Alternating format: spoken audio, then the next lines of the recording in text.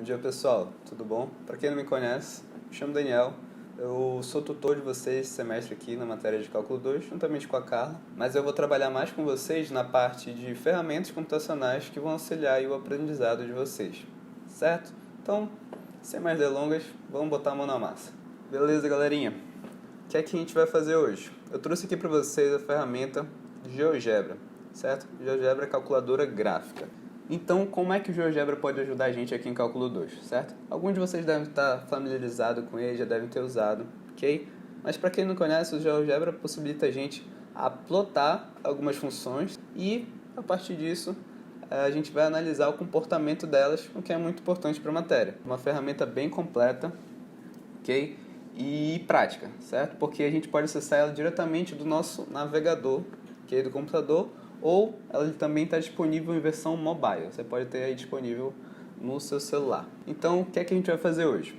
Eu separei aqui para vocês alguns exercícios da seção 10.1 do livro do Thomas e a gente vai analisar essas sequências em relação à convergência ou não delas, ok? Então, a gente vai ver essa convergência graficamente, ok? A gente vai observar isso. Porque uma coisa é a gente calcular e dizer, essa sequência vai para zero, tá? Mas como ela vai para zero?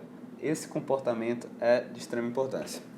E primeiramente, a gente vai lá para o exercício 31 e o que é que ele traz para a gente?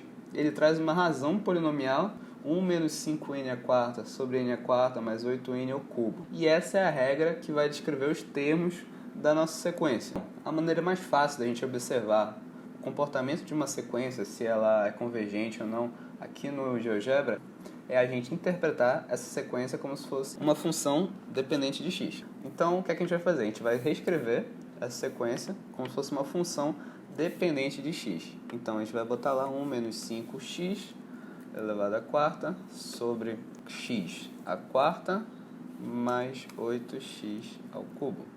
Ok? E esse é o comportamento da nossa função na qual a gente aproximou a nossa sequência. A nossa sequência o que seria? Seriam pontos em cima dessa função que a gente plotou. Então, a nossa sequência começaria em 1, por exemplo, por aqui, e o primeiro ponto da nossa sequência seria um ponto por aqui nessa função, e assim vai. O 2 seria aqui, o 3 seria aqui, ou seja, a nossa sequência seriam pontos em cima dessa função, ok? Se nossa sequência são pontos em cima da função, então se a gente analisar a função para onde ela vai, a gente consegue saber para onde a nossa sequência vai, ok? E observando aqui o comportamento dessa função, a gente vê que ela vem lá de mais infinito, né? Ela vem aqui de mais infinito. A gente só vai observar essa parte positiva aqui, né? Que é o importante para a gente saber das sequências, ok? Porque as sequências elas só estão existindo na parte positiva aqui do nosso plano, ok? Então, a função vem lá de mais infinito, ela vem descendo, descendo, descendo, passa por aqui, só que aqui depois que ela passa do eixo x, ela vem se aproximando de um certo valor, certo? Então, por aqui a gente já pode ver que muito provavelmente essa função é convergente, certo? Para algum valor. Se a gente fizer o cálculo aqui do limite dessa equaçãozinha, a gente vai chegar que ela é limitada pelo valor de y igual a menos 5, certo? Então, cada vez mais, essa sequência ela vai se aproximar do valor de menos 5. Eu plotei aqui a reta y igual a menos 5, ou seja, você pode ver que ela limita inferiormente a nossa função, a nossa sequência. Ou seja, todos os termos da nossa sequência, eles estão se aproximando aqui de menos 5. Então, essa sequência aqui é uma sequência convergente e ela converge para o valor de menos 5. Agora, vamos analisar aqui essa sequência de número 41 aqui do livro, certo? Ela dá aí pra gente que os termos AN, eles obedecem a regra raiz de 2n sobre n mais 1. Então, vamos visualizar isso aqui no GeoGebra, ok? De novo, a gente pode aproximar isso como se fosse uma função, porém, eu vou fazer algo a mais agora, vocês vão ver. Aqui, vamos pegar a raiz aqui, e nessa raiz vamos botar o termo de cima, 2x sobre x mais 1. e esse é o comportamento da função, certo? Só essa parte positiva aqui que é importante para a gente analisar a nossa sequência, que novamente serão pontos em cima dessa função. Mas por que a gente fica só em imaginar esses pontos em cima da função? Vamos pegar e plotar esses pontos aí também. Então, a gente vai aqui em configurações e a gente vai criar uma tabela de valores. E aqui ele vai pedir para a gente o valor inicial. A gente vai começar ali no 0, certo? Porque a gente pode ver aqui que ela tem domínio aqui no 0, certo? Ela tem valor no 0.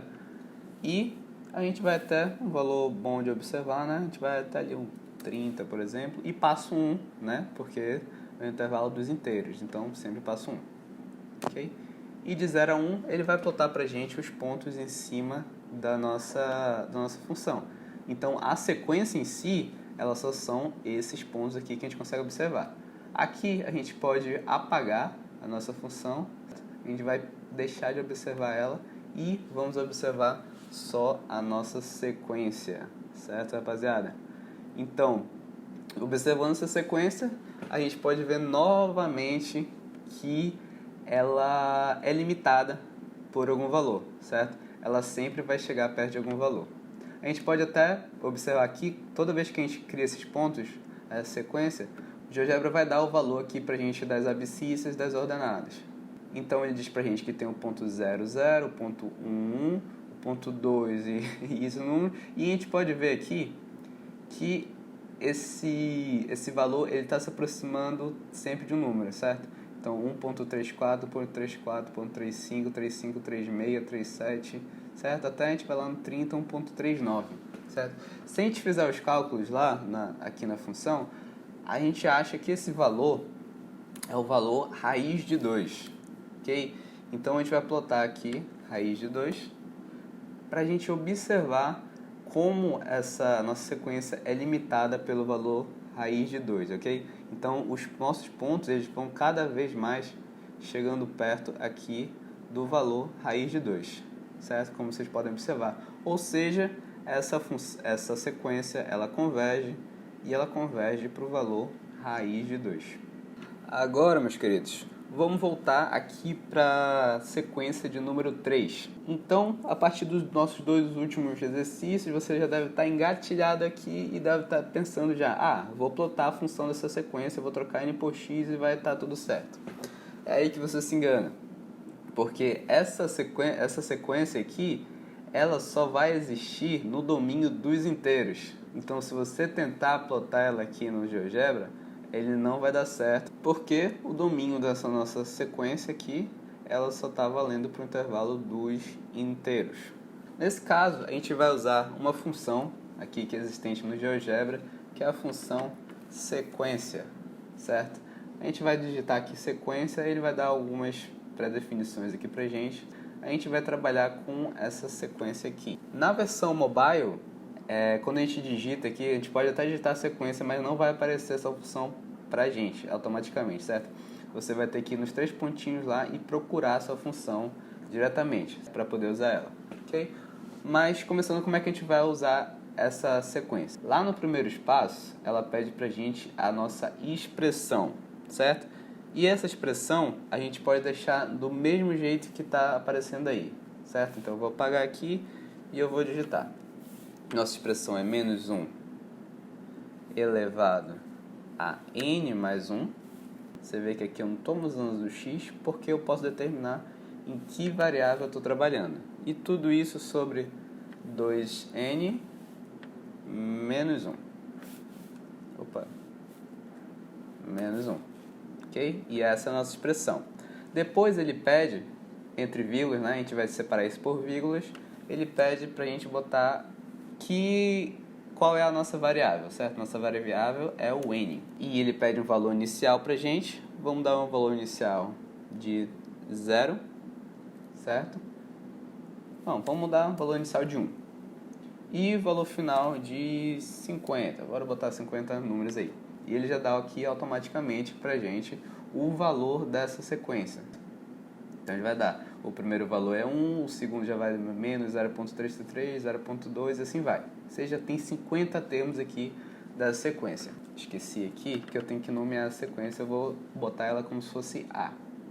Agora, tá, eu tenho todos os termos aqui na minha sequência, mas como é que eu vou conseguir botar eles aqui no nosso plano cartesiano? Para isso, a gente vai ter que fazer outra sequência, e a sequência que a gente vai fazer é justamente o intervalo que a gente deu aqui, esse intervalo de 1 a 50. Então, a gente vai usar a sequência de novo, e a gente vai usar essa que é só o valor inicial e valor final. Ou seja, a gente vai construir o conjunto dos números inteiros aqui por meio dessa sequência. Porque esse conjunto de números inteiros 1, 2, 3, 4 não é nada mais, nada menos que outra sequência, certo? Então, a nossa sequência começa em 1, termina em 50. Ele vai dar pra gente esse conjunto aqui de 1 até 50.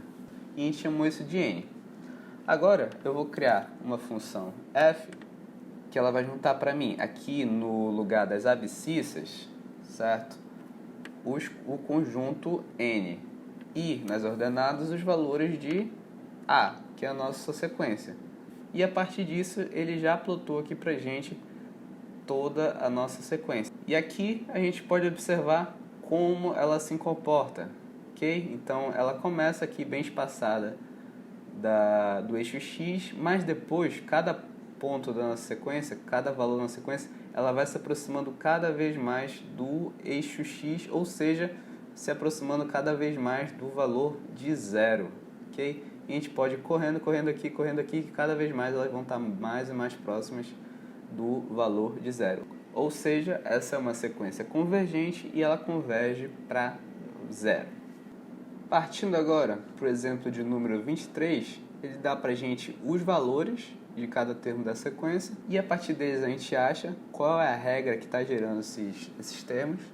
E você, que é aluno da Yoko, você que é aluno do Matheus, com certeza já bateu o olho nesses valores e disse: isso aqui é 2 mais 3n sobre n fatorial. Eu espero que tenha acontecido isso com vocês. Então, vamos usar aquele primeiro método lá, que a gente vai aproximar isso como se fosse uma função. Então, a gente vai dizer que y é igual a 2 mais 3n, que seria 3x, né?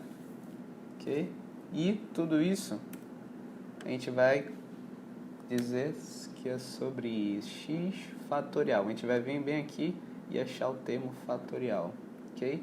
E ela tem esse comportamentozinho aqui. É interessante ver aqui que a função fatorial, ela é uma função que ela começa bem humilde, né? Assim, ela começa multiplicando 1 por 1, 2 vezes 1, 3 vezes 2, mas depois essa função explode de um jeito, porque a gente começa a ver aqui que o 2 mais 3x, ele está conseguindo crescer um pouquinho aqui, mas depois que a função passa daqui, ele não aguenta mais e o x fatorial começa a levar ele para o valor de zero, certo? A gente vai botar os pontos aqui também, vamos usar a nossa tabela de valores e já tem aqui pré-determinado, a gente vai usar. Ok? Vai pegar, diminuir e esses são os valores da nossa sequência. Você vê que, novamente, é uma sequência convergente e seus valores convergem todos para zero.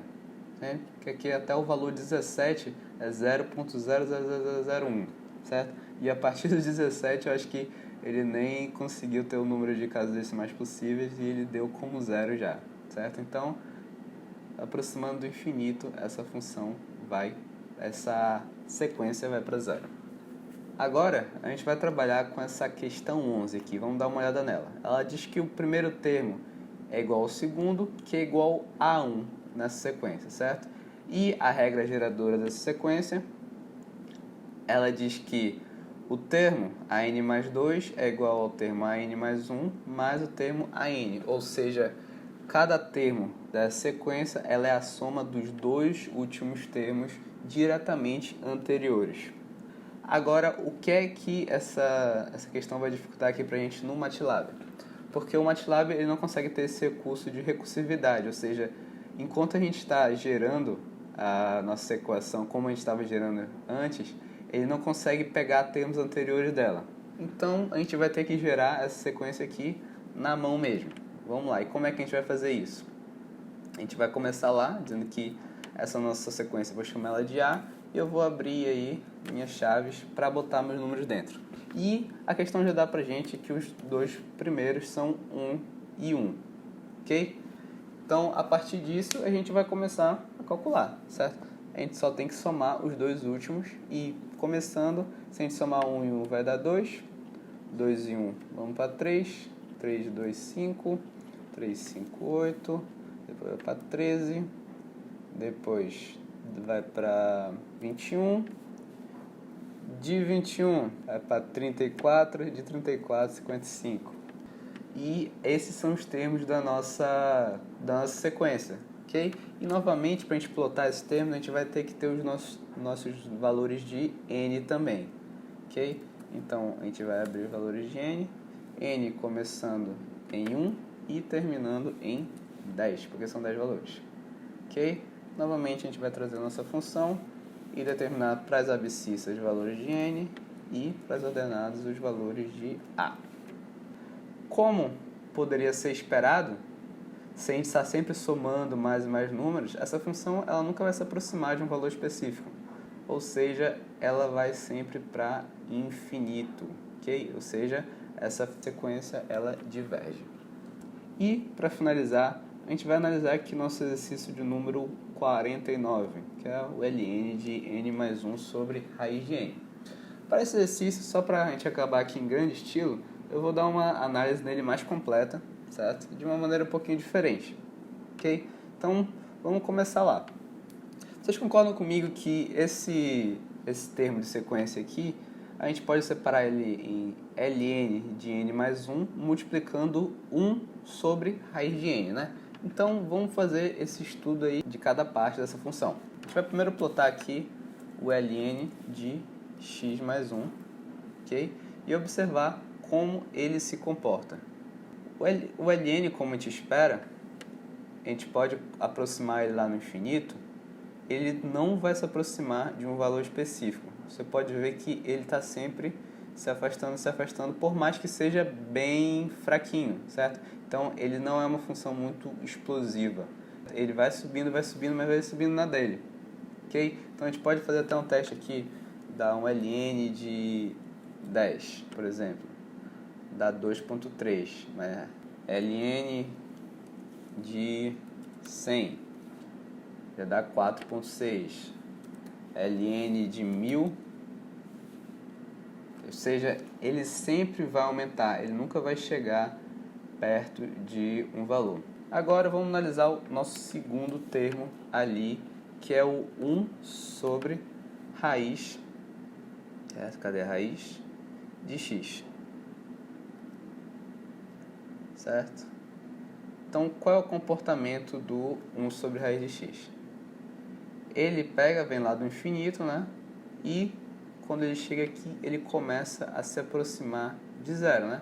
Porque o valor aqui embaixo começa a aumentar, por mais que seja raiz, ele vai aumentar de qualquer jeito, ele só vai aumentar mais lentamente. E isso aqui vai chegar perto de zero, ok? Não tem o que fazer. Então, a gente tem uma função que vai para o infinito e uma função que vai para zero. Multiplicando essas duas funções, que é o nosso caso aqui nesse termo, o que é que vai acontecer? Então, vamos ver agora. Será que o ln consegue se sobrepor a essa diminuição que o 1 sobre raiz de x dá pra gente? Vamos ver agora.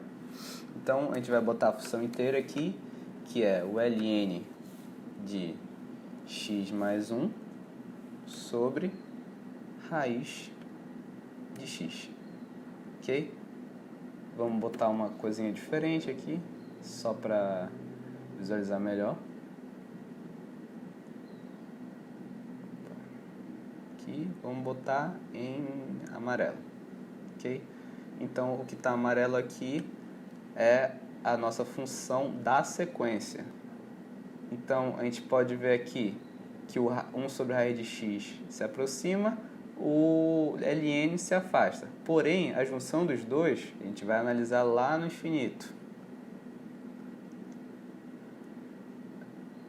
Aqui no infinito, ele vai começar a se aproximar mais do zero do que começar a ir para o infinito. Logo, essa função no infinito, os termos dessa sequência vão para zero. Vamos ver? Vamos ver isso em forma de números? A gente vai aqui e aplicar a tabela de valores. Vamos botar um valor bem grande. Vamos botar 100 aqui. Vamos lá? Com 100 valores, a gente pode ver que está sempre diminuindo, certo? 0,6 aqui no 36, 5,9, 5,8, 5,7, 5,5, ou seja, está cada vez mais se aproximando do valor zero. Tranquilo? Então, é uma maneira de observar também o comportamento de duas funções diferentes e como elas se comportam em conjunto. Ou seja, essa é uma sequência, né, convergente aí para zero.